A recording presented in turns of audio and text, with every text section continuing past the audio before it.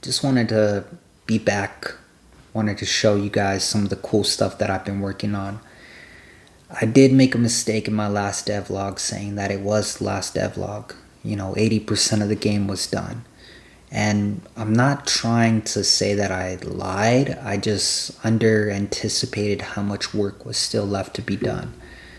Granted, with dialogue and all the cool stuff that I wanted to add, I know it was going to take some time, but I didn't think that it would take this much time. But with game development, you want to take the adequate amount of time, not overdo it, put enough content into the game, make it polished enough, and have a successful game. I don't want to get into the habit of rushing games out just for the sake of bragging rights. I want to create a good product, good game, great experience, something that will last a long time. And I'd like to share some more content with you guys to show you more of the development process, because frankly, I'm bored. I need to show off a little bit to kind of keep my motivation, and I hope you guys can help me keep that motivation too. So stick around, check out the devlog, let me know what you think in the comments.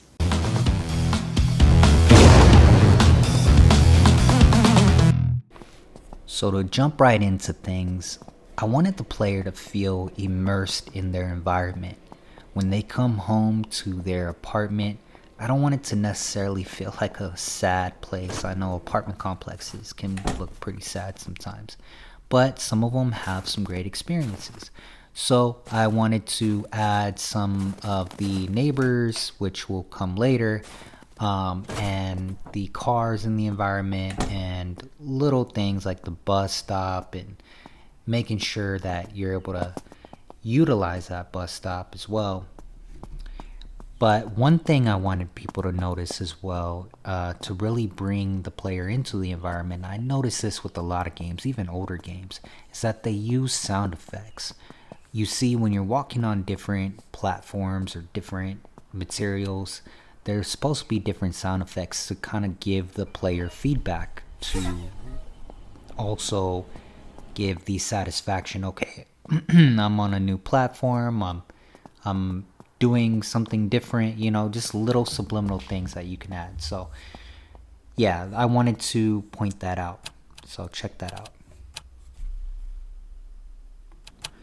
Another thing that took quite a bit of time was the customization side.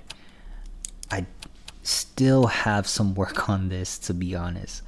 I'm gonna rearrange the buttons, so don't hold me to this design right now, but I pretty much have everything working the way that it should. That was the whole purpose. I'm gonna rearrange all the buttons, get the UI corrected, and yeah, overall I feel that it's all come together really well. I get to showcase the male and female designs, different hairstyles, different beard styles, glasses, necklaces, you name it. I pretty much added a little bit of flair to the characters because I didn't want them to just be boring. But I don't want to overdo it with the customization either, because that's not the style of game that I'm trying to go for. Keep it simple for now. So that was one of the things that took a lot of time, but it's well worth it, and I really like the way that it turned out. Another cool thing that I wanted to show was this program called Blockbench that I learned about. It's an open source program that you can use to make low poly characters, and a lot of people use it for Minecraft modding as well. But I found it really useful. I created this little robot chef for the interior of the restaurants, just because I wanted to have a chef or waiter, but I also wanted to combine the two. So I thought a robot would kind of fit with the theme and show a little bit of futurism in there as well. So with that being said, I also did design some pizzas and pies, along with some community feedback about how the pies look like shit, basically. But I updated that and fixed that as well, so the pies look a lot better. And I appreciate the community actually giving feedback.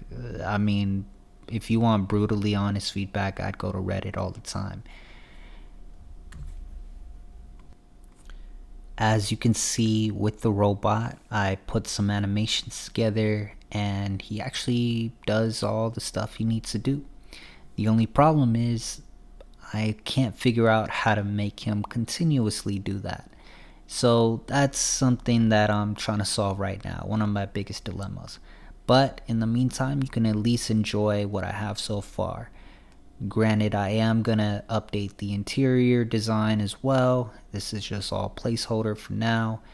Some of it will stay, some of it will go. But I wanted to make the robot and the NPCs work in a certain way, and I'm still trying to get that figured out.